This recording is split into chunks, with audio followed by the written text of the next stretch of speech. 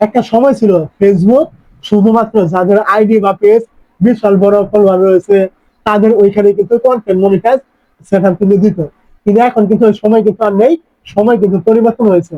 এখন আপনি চাইলে আপনার ছোট্ট আইডি বা পেজও কিন্তু কন্টেন্ট মনিটাইজ পেতে পারেন, যদি আপনি তিনটা জিনিস আপনার ওই আইডি বা পেজে ঠিক রাখতে পারেন। তো আজকে মূলত ওই তিনটা জিনিস নিয়ে কথা বলবো, যেগুলো আপনার পেজে বা আইডিতে কন্টেন্ট মনিটাইজ পেতে চাইলে অবশ্যই ঠিক রাখতে হবে। তো কথা বেশি বাড়াবো না, আমরা ডিরেক্ট চলে যাবো মূল পয়েন্টে। তো প্রথমে আপনি ফেসবুকে চলে আসবেন, আইডি হলে আইডিতে, পেজে হলে পেজে চলে আসবেন। আসার পরে আপনি এখান থেকে দেখতে পাবেন এই যে আপনার প্রোফাইল থাকবে, এখানে আপনি এই জায়গায় একটা ক্লিক করবেন।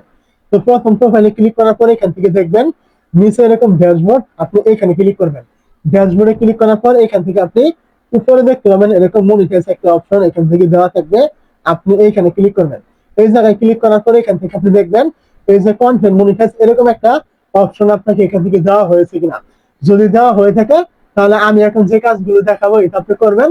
না, এখানে না থাকলে কোনো দরকার নেই, পরবর্তী আপনার অপশনগুলো কি কি হবে ওইটা আমি বলে দিব। যদি থাকে তাহলে আপনি কি করবেন, এর উপরে একটা ক্লিক করবেন। এখানে ক্লিক করার পর এখান থেকে দেখতে পাবেন এই যে আপনার আই এম ইন্টারেস্টেড এরকম একটা অপশন, এখানে ক্লিক করবেন। এই জায়গায় ক্লিক করার পর এই যে বক্স, এখানে ক্লিক করবেন।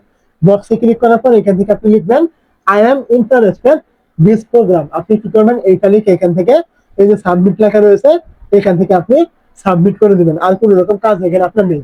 এটা করার মানে হলো ফেসবুক আপনাকে বলছে আপনি এই যে কন্টেন্ট মনিটাইজ আপনাকে দিবে, আপনি এটা আগ্রহী কিনা, আপনি এখান থেকে এটা লিখে আগ্রহী প্রকাশ করবেন। এছাড়া আর কোনো রকম কাজ নেই। যদি আপনার থাকে তাহলে আমি যেভাবে বললাম এইভাবে লিখে আপনি এখান থেকে সাবমিট করবেন। এটা গেল এখান থেকে একটা কাজ, আপনাকে এটা থাকলে করবেন। তারপরে এখান থেকে 2 নম্বরে যে আপনার সেটিং রয়েছে সেটা করার জন্য আপনি কি করবেন, আবারও চলে আসবেন ফেসবুকে, আইডি হলে আইডিতে, পেজ হলে পেজে। এখান থেকে আপনি দেখতে পাবেন এই যে আপনার প্রোফাইল থাকবে, আপনি এখানে ক্লিক করবেন আবারও। তারপর এখান থেকে দেখবেন এই যে ড্যাশবোর্ড, আপনি এখানে ক্লিক করবেন। এই জায়গায় ক্লিক করার পরে এখান থেকে দেখতে পাবেন এই যে আপনার প্রোফাইল বা আইডির নাম এখানে থাকবে, আপনি কি করবেন, এই নামের উপরে ক্লিক করবেন। নামের উপরে ক্লিক করার পরে এখান থেকে আপনি দেখতে পাবেন নিচে রয়েছে পেজ রেকমেন্ডেশন, অথবা আপনার আইডি হলে প্রোফাইল রেকমেন্ডেশন, আপনি এখানে একটা ক্লিক করবেন। এই জায়গায় ক্লিক করার পরে এখান থেকে আপনি দেখবেন আপনার আইডি বা পেজ এখান থেকে আপনার রেকমেন্ডেবল লেখা শো করছে কিনা। যদি এখান থেকে কোনো প্রকারে রেকমেন্ডেবল লেখা শো করে তাহলে আপনি এখান থেকে কন্টেন্ট মনিটাইজ পাবেন। আপনার ভিডিওগুলি বানানো হবে, রিচ এঙ্গেজমেন্ট এগুলো আসবে, আপনি এখান থেকে অবশ্যই কন্টেন্ট মনিটাইজ পাওয়ার উপযোগী কিন্তু থাকবেন। আর যদি কোনো রকমে আপনি এখান থেকে দেখেন এই রেকমেন্ডেবলটা আপনার নট রেকমেন্ডেবল অথবা রেকমেন্ডেবল সাসপেন্ড এরকম কোনো লেখা শো করছে, তাহলে বুঝবেন আপনার এই আইডি বা পেজের সমস্যা আছে। আগে আপনাকে এটা সমাধান করতে হবে, তারপর আপনাকে এখানে কাজ করতে হবে। তাছাড়া আপনি জিন্দিগিতেও কন্টেন্ট মনিটাইজ আপনি পাবেন না।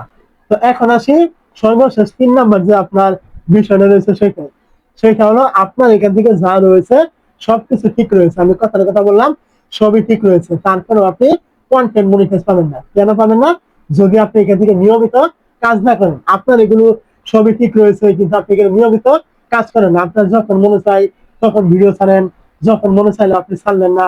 আজকে আপনার মনে চাইলেও আপনি 3টা ছেড়ে দিলেন, 2 দিন আপনি একটাও ছাড়লেন না, এরকম করলে হবে না। আপনাকে এখানে নিয়মিত রেগুলারিটি কিন্তু মেনটেন করে কাজ করতে হবে, এবং আপনাকে এখান থেকে প্রতিনিয়তই ভালো ভালো কোয়ালিটিফুল কন্টেন্ট কিন্তু দিতে হবে।